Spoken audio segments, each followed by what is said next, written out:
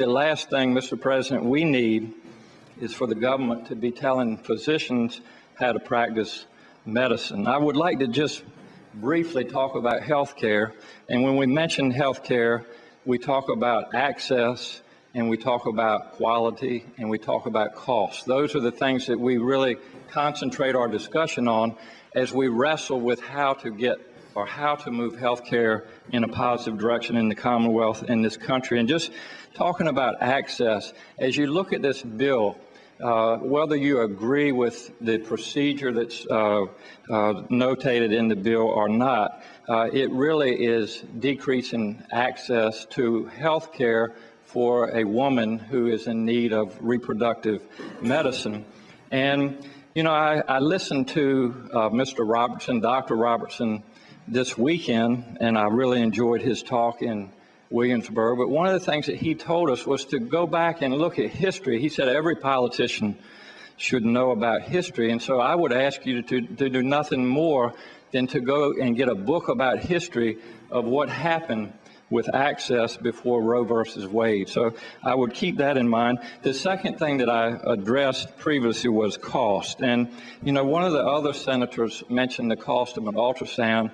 Us telling a clinician that he must do a procedure which, conservatively speaking, it may be $100, $150, could go up to $1,000.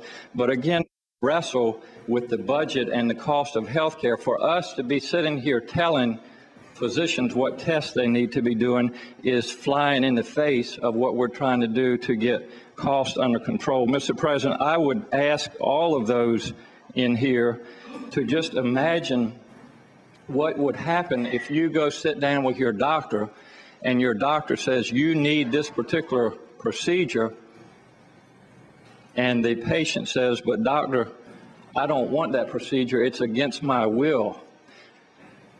Ladies and gentlemen, I teach medical ethics to students, to residents at the medical school where I'm employed, and I would suggest to them in discussion that telling a patient that they need to have a procedure against their will, I would suggest to them as part of our discussion that it's unethical.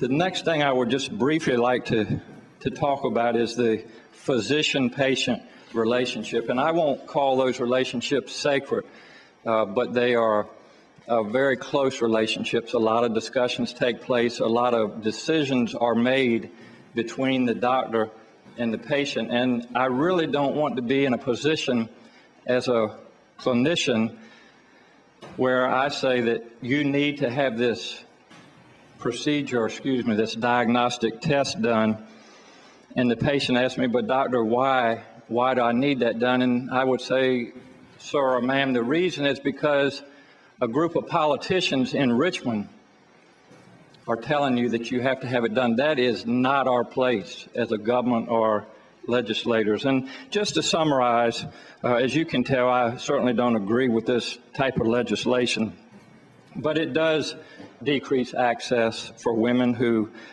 need reproductive health care. It does increase cost, and it is allowing the government to get in the lives of providers such as myself. So I would really strongly encourage this body to vote against this bill. Thank you, Mr. President. Thank you, sir.